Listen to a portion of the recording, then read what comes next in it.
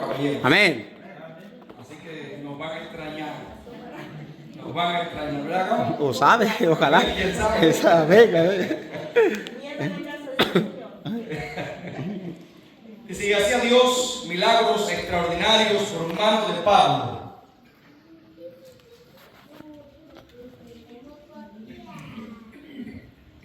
De tal manera que hasta los pañuelos o delantales que habían tocado su cuerpo eran llevados a los enfermos y las enfermedades se iban de ellos y los espíritus malos salían. Pero algunos de los judíos exorcistas ambulantes intentaron invocar el nombre del Señor Jesús sobre los que tenían espíritus malos, diciendo: os conjuro por Jesús, el que predica Pablo. Había 7 hijos de un tal Esceva, judío, jefe de los sacerdotes, que hacían esto. Pero respondiendo el espíritu malo dijo: a Jesús conozco y sé quién es, Pablo, pero vosotros, ¿quiénes sois? El hombre en quien estaba el espíritu malo, saltando sobre ellos y dominándolos, pudo más que ellos, de tal manera que huyeron de aquella casa desnudos y heridos. Esto fue notorio a todos los que habitaban en Éfeso, así judíos como griegos, y tuvieron temor todos ellos, y era glorificado el nombre del Señor Jesús. Hasta ahí. Cada persona en la vida sueña con tener éxito. No importa lo que hagas, no importa la profesión que tengas, todos queremos tener éxito. No importa cuán adultos seamos, cuánto hayamos envejecido o crecido, todos tenemos el deseo, la expectativa de ser exitosos en alguna área de nuestra vida. Sin embargo, es necesario también entender que la sociedad en la que vivimos a veces impone ciertos estándares de éxito que nos confunden. Por ejemplo, el éxito hoy día está marcado en cuánto dinero uno pueda tener en una cuenta de banco, o cuántos pies cuadrados tiene la casa donde vivo. Hay gente que mide el éxito por el carro en el que maneja. Hay gente que mide el éxito por la tienda o del mall en la que compra. Si no es Louis Vuitton, Louis Vuitton, que es francés, entonces no es buena la ropa. Si no es Guess, no es bueno el reloj. Si no es Rolex, no es bueno el reloj. Si no es Honda o Mercedes-Benz o BMW, no es bueno el carro. Si la casa no mide tantos pies cuadrados, entonces no tenemos éxito. Y de hecho, muchas veces los que emigramos de nuestros países, y esto nos aplica mucho porque estamos aquí, emigramos de Cuba, de República Dominicana, de Puerto Rico, o emigramos de El Salvador, o Guatemala, o de México, y cuando hablamos con nuestros cuates allá, queremos decirle: yo sí he sido exitoso. A ver, enséñame la casa. No, tú fuera de la casa. Y a veces nos tomamos fotos, en Cuba por lo menos pasaba eso, gente que se tomaba fotos delante de un carro que no era suyo, el carro, para mandársela para atrás y decirle: mira cuán exitoso he sido. Porque la sociedad en la que vivimos ha condicionado el éxito en cuánto tenemos, o en qué manejo, o en qué me pongo. Porque también el ser humano tiene una necesidad básica, y es la necesidad de ser reconocido, ¿verdad? Por eso yo recomiendo a los padres que están presentes: si usted manda a su hija a que ponga la ropa en la lavadora y su hija lo pone, reconozca lo que hizo la chica. Si sus hijos le mandó a su hijo a recoger las medias tiradas debajo de la cama, si yo no sé cuántos de los padres que tienen hijos varones aquí tienen que luchar con que sus hijos tiran las medias bajo la cama. A ver, ¿hay algún hijo aquí que tira las medias bajo la cama? Mis hijos no, ella no. Ella no. Para orar por ellos ahora mismo, Para orar por ellos. Bueno, ya el amén dice todo. El amén lo dice todo. Pero si sus hijos Hacen algo bueno, reconózcanlo. ¿Verdad? Elogien al muchacho, a la chica por lo bueno que está haciendo en la escuela, por las notas que está sacando, por las buenas notas que está llevando, por el buen comportamiento, porque le está echando ganas a la vida. Hace un tiempo estaba yo en una habitación de hotel con mi hijo Satiel y había un programa que se llama Ninja Warrior. Creo que lo estaban haciendo en ese momento en San Antonio, Texas.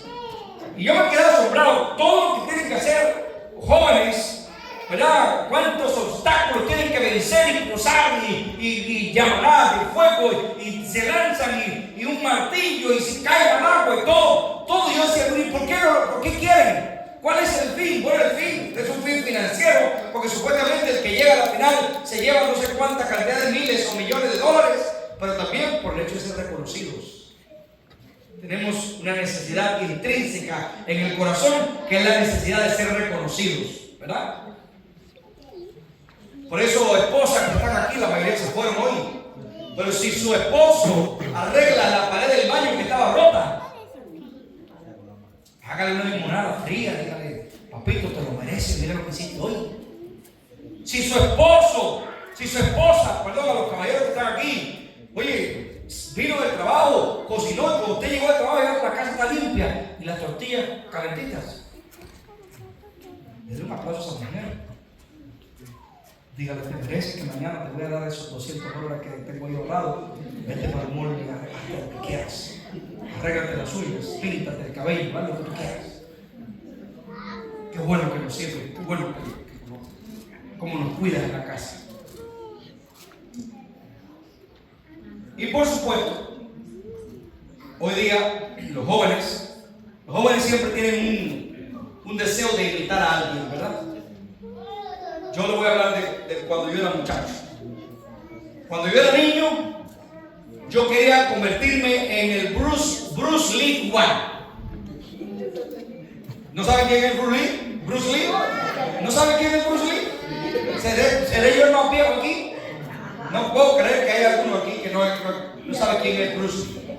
Pero cada vez que en mi país pasaba una película en la televisión de Bruce Lee, de aquel gran artista, el mayor artista de artes marciales, terminando la película, mi hermano, mis primos y los del barrio íbamos para el platanal de Cornelio. Cornelio era un vecino al frente que tenía un platanal enorme.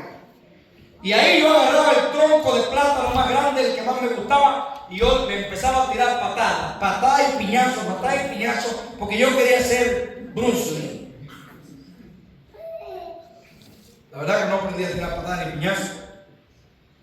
Apenas me sé defender. No lo intenten, no intenten que yo lo demuestre, porque a lo mejor me sale el espíritu de Bruce Lee un día. Pero por supuesto, las artes marciales no eran para mí en ese momento. Tal vez una de las personas de la Biblia que más imitaciones recibió, o por lo menos que alguien quiso imitarlo, ese fue Pablo.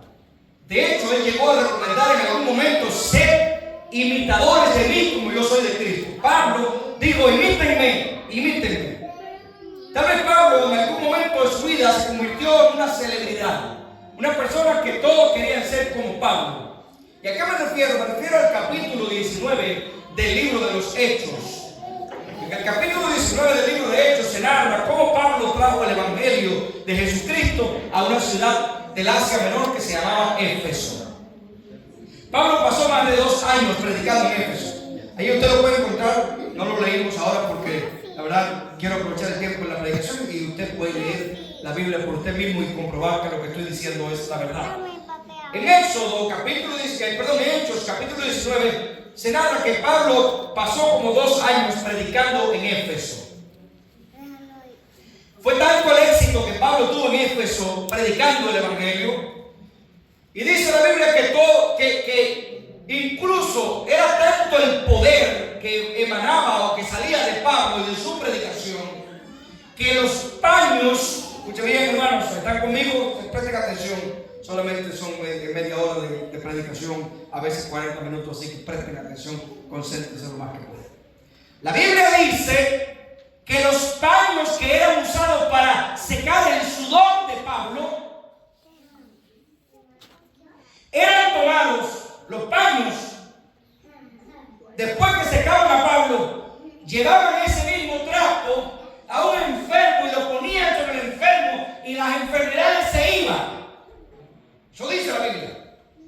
Los delantales que se usaban para servir a Pablo, los delantales, esa pieza de tela que se usaba para servir a Pablo, que Pablo se ponía, cuando Pablo se retiraba el delantal, ese delantal, el mismo delantal, era tomado, llevado a los enfermos y los enfermos se sanaban. ¿Alguien tiene que decir amén por eso? ¿Cuánto le gustaría que mi saco, ay, ya no me entra. ¿A cuánto le gustaría que el traje del pastor Héctor García esta mañana tuviera ese tipo de unción que tenían los trapos con que secaban a Pablo? Que cuando yo salga por ahí, usted diga, pastor, présteme su traje esta semana, que voy a expulsar demonios en Nuevo Foro, que voy a sanar enfermos en Nuevo Foro, que vamos a resultar muertos en Nuevo Foro. Sería extraordinario. Sería extraordinario que los ancianos de la iglesia de Nuevo Foro tuvieran ese tipo de unción. Sería extraordinario que cada miembro de la iglesia tuviera ese tipo de unción que sea capaz de transformar esta comunidad en una comunidad que diga, señores, no sabemos qué pasa en Nine Gale Avenue, pero allí está la presencia de Dios. Eso sucedía en la comunidad cristiana de Éfeso. Al punto que dice la Biblia en Hechos 19 que había un sacerdote llamado Esceva. Tenía unos hijos. Y estos muchachos veían cómo Pablo oraba y se sanaba a los enfermos, cómo las prendas de vestir de Pablo estaban ungidas por el poder del Espíritu. Y los muchachos dijeron, nos encantaría ser como Pablo. Queremos imitar a Pablo.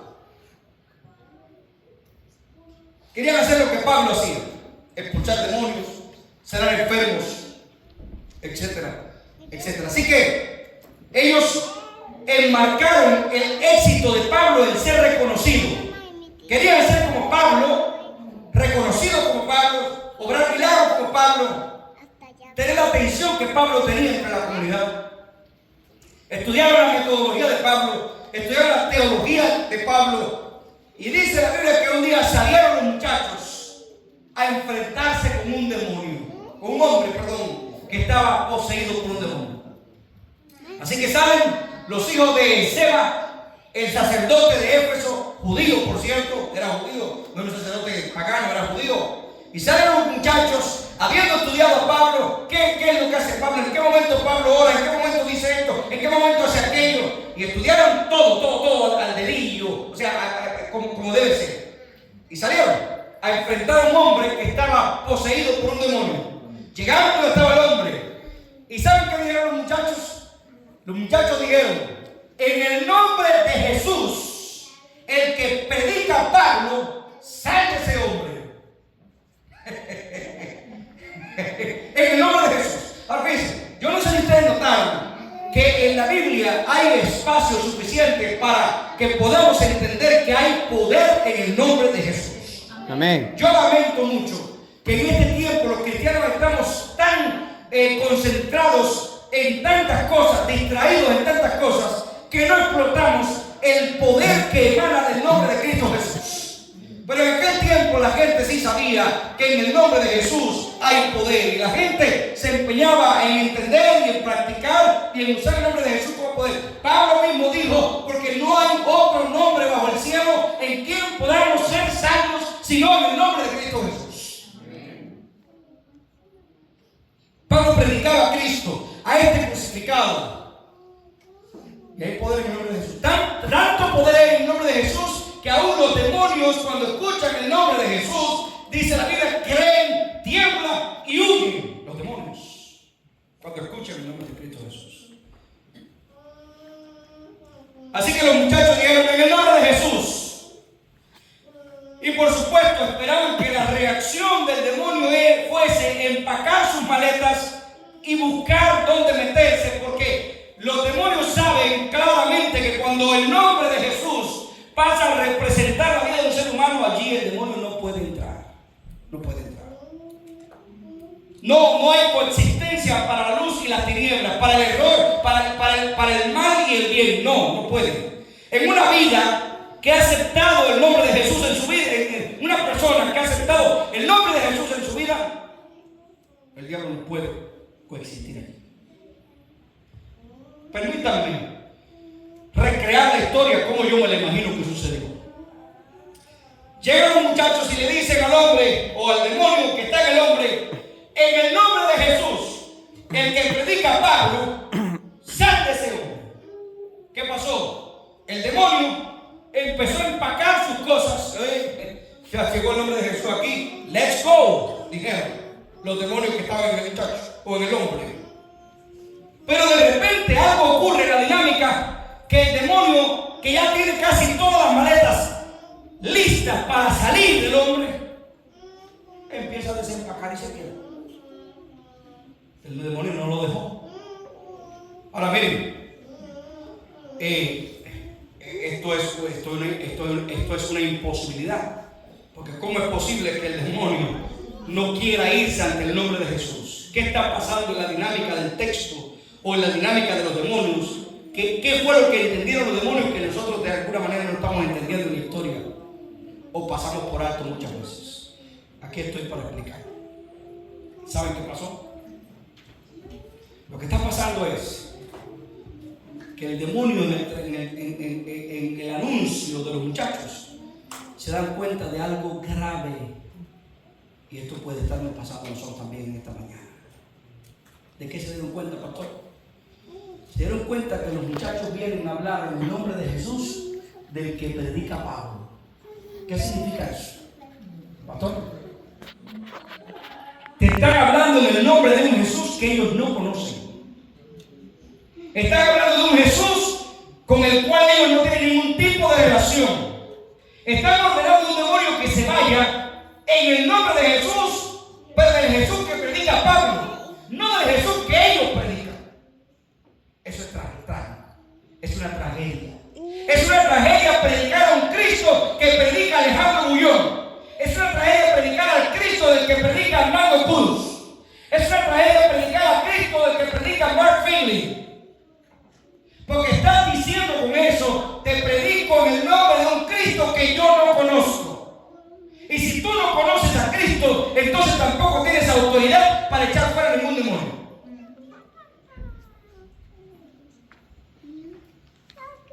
Ese pasaje de Hechos 19 es un pasaje de advertencia para nosotros. Nos advierte a nosotros: no te atrevas a usar el nombre de Jesús si tú no conoces a Cristo. No te atrevas a escuchar un demonio en el nombre de un Jesús del cual tú no oras, con el cual tú no comes, tú no cenas. Dice el Señor en su palabra: he aquí, estoy a la puerta y llamo. Si alguno oye mi voz, cierre la puerta, entraré a él, cenaré con él y él conmigo. ¿Cómo es posible que la iglesia hoy día no tenga poder? Claro. Si no tenemos relación con Cristo, no vamos a tener poder. Los demonios se van a resistir. Las enfermedades no se van a sanar. Los enfermos no van a resucitar. ¿Por qué? Porque estamos hablando de un Jesús que otros conocen, pero no que nosotros conocemos. Eso es trágico. ¿Qué pasa con esos muchachos? Los muchachos están confundidos porque los muchachos creen que porque son hijos de un sacerdote, ellos también tienen poder. ¿Ok? Estos muchachos que usaron el nombre de Jesús, del que predicaba Pablo, están hablando de la fe prestada de su papá, del liderazgo de su papá, de la influencia de su papá, de la sinagoga donde trabaja su papá. Pero al parecer, y evidentemente estos muchachos no conocen de Cristo, no conocen de Dios, no conocen de la Escritura, sencillamente quieren hablar de un Cristo por fama. Quieren hablar de Cristo por reconocimiento mundano, pero no porque tienen una relación con Cristo. Por lo tanto, ellos creen que porque descienden de un linaje sacerdotal, ellos tienen el derecho de predicar a Cristo. Y aquí hay un problema. El hecho de que tus padres sean adventistas de primera, segunda, tercera generación no te hace a ti un buen adventista.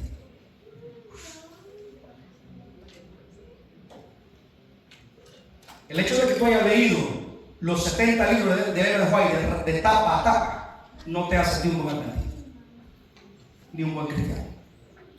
El hecho de que estés haciendo el año bíblico y lo hagas todos los años no te hace un buen cristiano. Lo que hace que tú seas un buen cristiano es una relación diaria con una persona que se llama Jesucristo. Eso es lo que hace que tú seas un buen cristiano.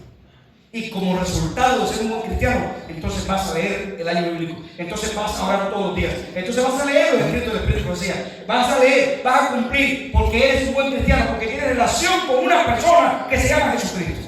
No para ser un buen cristiano. Recuerdo cuando era un muchacho, como mi abuelo era pastor, se levantaron en mi iglesia donde yo crecí, donde me bauticé, incluso donde nos casamos mi esposa y yo, un grupo de hermanos que me decían a mí: tú eres levita. Un día le pregunté a uno de ellos: ¿por qué me llamas levita? Porque tu abuelo es levita, tu abuelo es pastor.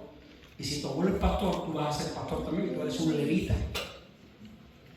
Pasaron los años. Yo les dije que el lunes pasado cumplí 47 años. Y cada vez que me encontraba con algunos de esos hermanos, me dicen: ¿cómo están, levita? Se me olvidó hasta mi nombre. No me llaman esto, me llaman levita. Llegó un momento que cuando yo era un muchacho me molestaba. Yo decía: los demás muchachos me van a decir levita a mí también. Pero llegó un momento que me empezó a gustar. Y ahora llegó un momento en mi vida, que es ahora, que me preocupa. Me preocupa que me llamen levita, sencillamente porque desciendo de una familia pastoral. Me encantaría que me llamaran cristiano, porque todos los días me relaciono con Jesús.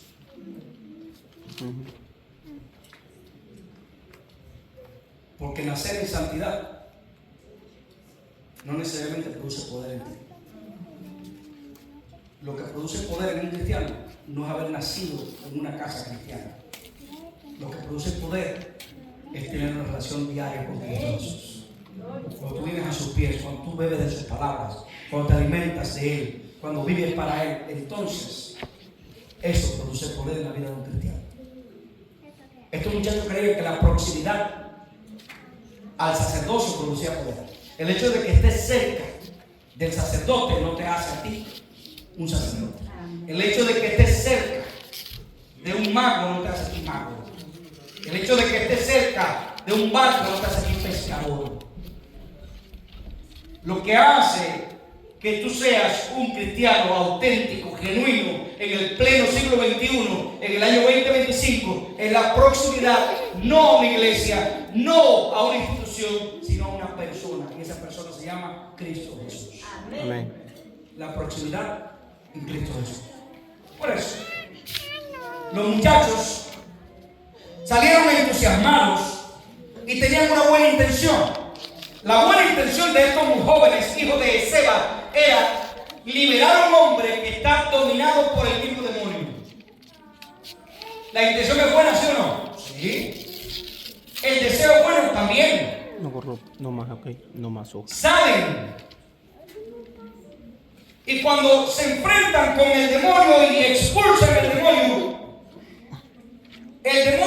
usando al hombre como instrumento les replica a los muchachos y les dice: a Jesús conozco. En otras palabras, el demonio dice: yo conozco a Jesús. Porque contrario a lo que alguno de nosotros cree aquí, si hay alguien que conoce bien a Jesús, es el diablo. Mejor que tú y yo. Porque desde la eternidad hasta hoy los que hoy son demonios, eran ángeles que habitaban en la santísima presencia del Dios Todopoderoso. Eran ángeles que se complacían en obedecer a Cristo cuando Cristo es el capitán y general y el arcángel de las huestes celestiales. Ellos lo conocen. Ellos lo conocen. Lo conocen también que le obedecían. Lo conocen también que incluso se rebelaron en contra de la autoridad de Cristo. Lo conocen también que Jesús los expulsó. En otras palabras, cuando ellos dicen conocemos a Jesús, están diciendo: nosotros lamentamos haber escuchado al diablo, que el diablo nos hizo traicionar a Cristo y fuimos expulsados del mismo cielo. El verbo que usan, se usa en griego para decir conozco, para conocer. El verbo conocer es el verbo ginosko. Ginosko, así mismo, como lo estoy pronunciando, así mismo, con G. Ginosko. Ellos dicen a Jesús, nosotros conocemos a Jesús. Ginosko a Jesús. ¿Qué significa ginosko? El verbo ginosko, conocer, no es decir, yo sé dónde vive. No. Conocer. Ginosko implica familiaridad. Ginosko implica cercanía. ¿Cuántos aquí conocen a Donald Trump? ¿No saben quién es Donald Trump? Pero ninguno lo conoce, ¿verdad?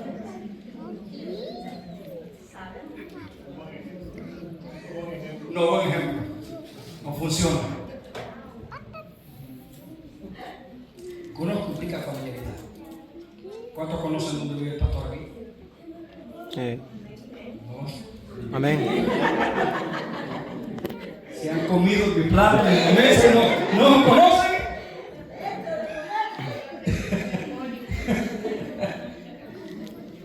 Ustedes pueden decir que me conocen, pero saben dónde vivo, saben cuántos hijos tengo, saben cuál es mi esposa, saben cuál es mi origen étnico, saben cuál es mi estatura, más o menos, pueden medirla. Pues sí que me conocen. Así que cuando los demonios dicen a Jesús lo conocemos, noten que el verbo que usa es ginosko, que significa familiaridad. Nosotros sabemos quién es Jesús, porque vivimos con Él, porque habitamos en un tiempo de nuestra existencia allá en luz, en la luz de Dios.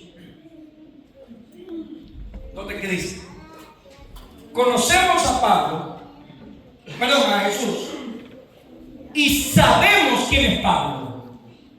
Aquí no se me pierdan, porque esta es la parte más importante del tema. Conocemos a Jesús, sabemos quién es Pablo. Curiosamente, aquí cuando ellos dicen conocemos o sabemos quién es Pablo, no usa el verbo ginosko. Ok, dicen a Jesús lo conocemos porque tenemos familiaridad con Él, Él nos creó, estuvimos en su presencia. Pero cuando hablan de Pablo, sabemos quién es Pablo.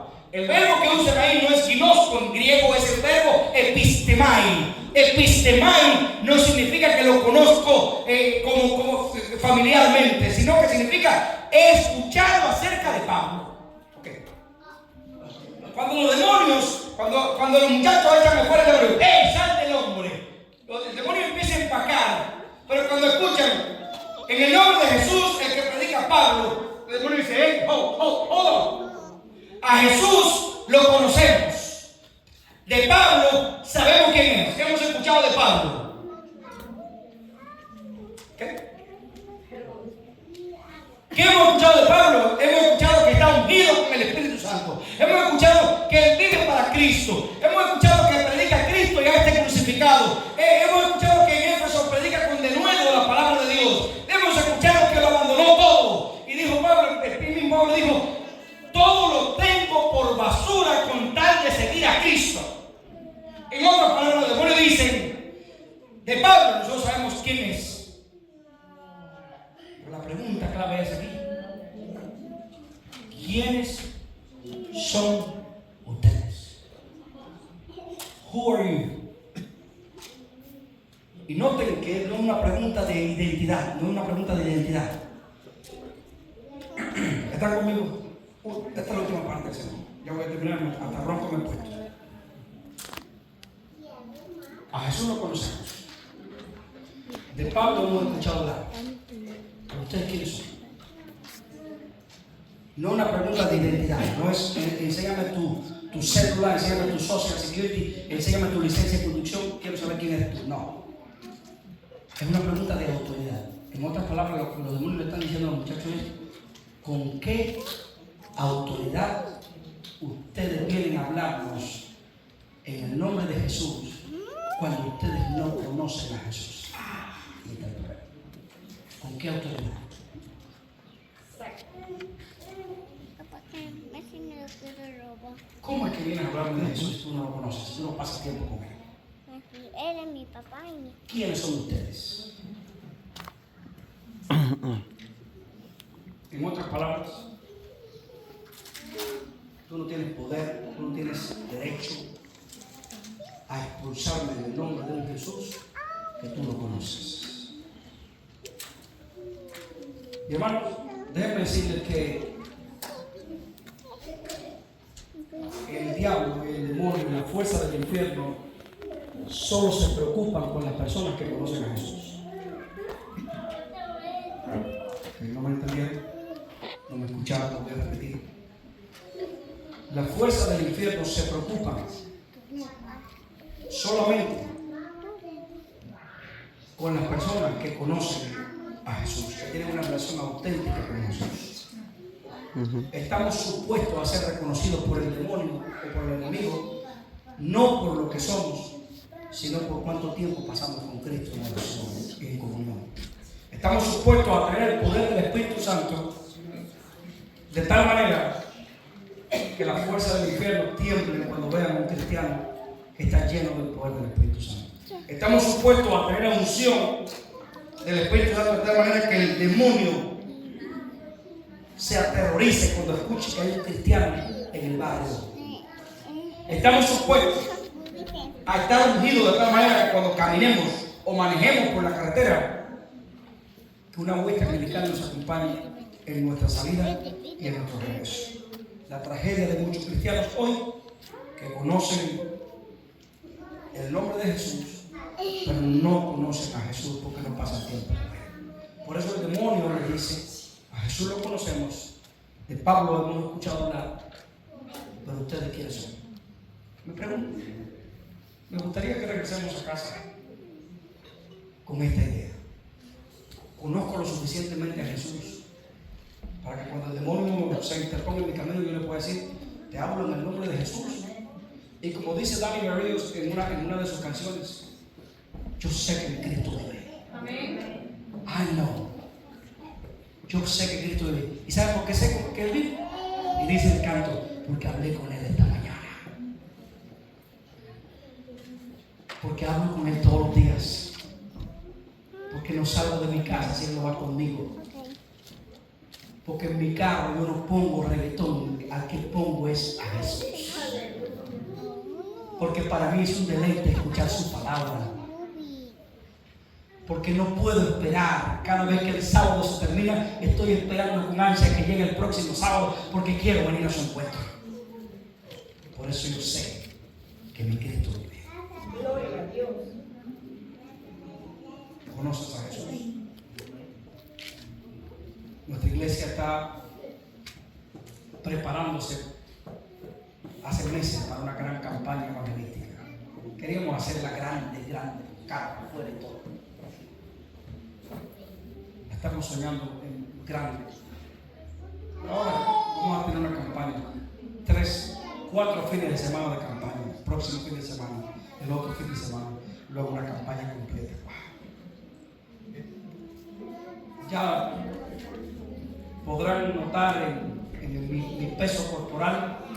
Este traje hacía rato no me lo podía poner, no me entraba. Hoy dije esta mañana que mi esposa no está aquí, me lo voy a poner. Porque ella cuando me vio apretado me decía: tú no eres small, tú eres medium. Y dije: bueno, me lo voy a poner. Y esta pérdida de peso que he tenido, he perdido algunas libras, no es porque he hecho ni dieta ni ejercicio, es por el estrés. El estrés a mí me da por 2 cosas: o montar o bajar. La preocupación, no es el estrés malo de que estoy muriendo, de que me van a internar porque tengo depresión, no. Estoy estresado, tengo varias campañas, 2 aquí, 3 aquí, una en esto y una en Bowling Green. Manejarla en el mismo, hay tantas campañas, ustedes se pueden imaginar el nivel de estrés que estoy manejando por esto. Pero es un estrés santo, es un estrés bueno, es un estrés que me produce expectativa, es un estrés que Jesús me ayuda a manejar, a dominar. Tenemos una campaña, o tenemos una periodo de tiempo prolongado de evangelismo. Conocemos a los evangelistas, conocemos a los músicos que vamos a traer. Conocemos la dinámica que debemos llevar. Pero la pregunta es, ¿Jesús? ¿Es el centro de Jesús que te acompaña? ¿Es el centro de Jesús de la iglesia? ¿Estará Jesús tan metido en nuestra mente, en nuestro corazón, tan entronizado en mi vida, que cuando las puertas del templo se abran y nuestros amigos visitantes lleguen, que puedan decir, wow, qué aroma tan agradable? ¿Saben? Mi cumpleaños pasó el lunes. Y generalmente cuando me dicen me están agotando algunas cosas, productos, cosas, yo digo, no me lo voy a comprar porque mi cumpleaños está cerca. Y entonces mi esposa sabe que yo soy amante de los buenos perfumes. Me encanta el perfume, me encanta. No me encanta echarme perfume, me encanta bañarme con perfume. Espero que haya algún caballero aquí que sea como yo, que le gusta bañarse con perfume. Yo me echo. Y mis hijos vienen por el mismo camino. Ya tengo los perfumes engavetados, porque si no, me los acabo. La cuestión fue que me regalaron un perfume. Yo le dije, me regalaron uno bueno y uno muy bueno en el cumpleaños. Uno bueno y uno muy bueno. Uno que nunca había tenido, otro que había tenido una versión parecida. El que yo nunca había tenido es de marca Versace. Gianni Versace. Cuando a mi esposa le encantan esas cosas fancy, ¿no? Perfume. Cuando yo vi el perfume Versace, dije, wow. Ayer fui a una cita y yo me aseguré de vestirme bien vestido, no con traje, pero bien vestido. Y cuando me fui a poner perfume, me bañé como siempre lo hago. Llegué, me anoté allí en el papelito ese que uno se anota para la cita y me senté. Apenas me senté, había una señora al lado de mí, unos 70 años más o menos, la señora más o menos. La señora me mira y me dice, "You smell good today." Y yo me quedé asombrado, de hecho me sonrojé. Yo soy medio negro, pero todavía me sale lo rojo, ¿verdad? De vez en cuando. Y yo miré a la señora, me dio un poco de vergüenza. Y me dice, ¿te bañaste de perfume o te bañaste esta mañana? Digo, me bañé de perfume. Me dice, huele muy bien. You look sharp today. Gracias. ¿Por qué les hago esta historia? Porque de la misma manera que esa mujer percibió el olor de mi perfume, aunque no estaba sentada al lado mío, aunque no me conoce, cuando tú estás vestido de Cristo, la gente percibe el olor de Cristo. Cuando habla, la gente dice, en tus palabras hay algo diferente. Esa es la parte de la historia de mi perfume. Yo quiero traducirle a un muchacho que tuvo un accidente, que no sabe inglés. Y por eso, para eso fue mi cita ayer. Así que entramos a la terapia y mientras le decían los ejercicios, le están explicando, haz esto, aquello, le estoy explicando. En un momento el terapeuta me dice, "What do you do for living?" Porque evidentemente me dice, él notó que, o sea, yo hablo inglés, pero eso no es lo que yo hago para vivir. Y entonces el terapista me dice, ¿qué tú haces para vivir? Y yo le dije, yo soy pastor. El que está en la terapia, el recibiendo la terapia, me mira. Porque toda la mañana, cuando llegamos a la cita que le estábamos esperando entrar, como era en un gimnasio que es mitad terapia y mitad gimnasio, estaban pasando muchachas hermosas constantemente. Y él estaba que parecía un ventilador. Cada vez que miraba, se le curaba la terapia. Mirando y decía, me gustaría llevarme esta para mi país. Mira qué hermosa. Y yo callado. Yo tranquilo, conservando mi postura. Y cuando él escuchó, yo soy pastor, él me miró. ¿Y sabe lo que dijo? Yo sabía. Yo sabía. En toda la conversación conmigo no dijiste una mala palabra. No miraste por los frutos de ninguna mujer de la que pasó. Yo sabía que en ti había algo diferente. Le digo, pero es que lo diferente no es lo que se ve. Lo diferente es lo que tengo adentro. Yo sirvo a un Cristo que me salvó. No puedo hacer otra cosa que representar. Ama a Jesús. Entrégate a Cristo. Y si en algún momento de tu experiencia encuentras que el enemigo te pregunta quién eres tú, respóndele con toda la autoridad que el cielo te da. Soy un hijo, una hija de Cristo. Pecador, sí, pero Él me rescató. Por eso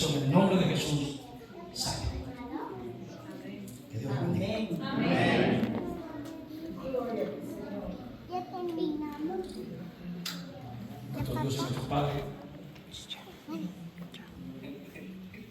no podemos hacer otra cosa que pedir perdón por las veces que hemos hablado de Cristo sin conocerlo, por las oraciones que hemos elevado en el nombre de Cristo sin saber quién es Cristo para nosotros.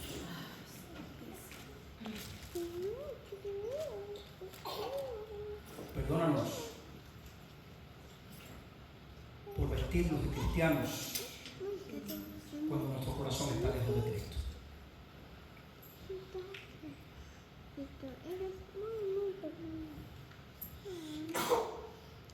Envía tu Santo Espíritu sobre nuestras vidas y nuestras almas Amén, mi Dios. para que nos puedan convencer de nuestra falta de Jesús. Sí, sí. Porque creo que lo que nos falta a nosotros es Jesús. Señor, nuestra iglesia se prepara para un gran evangelismo en esta ciudad de Venezuela.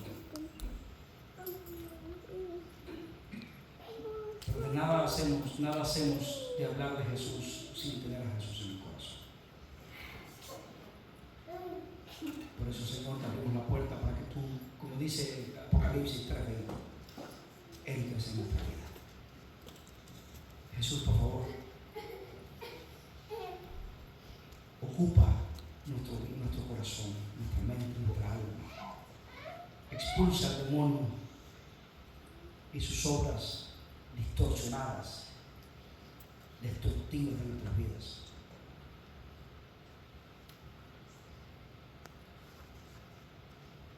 Y que el demonio pueda conocernos, no por lo que hacemos, sino por cuánto tiempo pasamos a los pies de Jesús diariamente. Entrego esta iglesia en tus manos y espero que tu palabra pueda producir el fruto que tú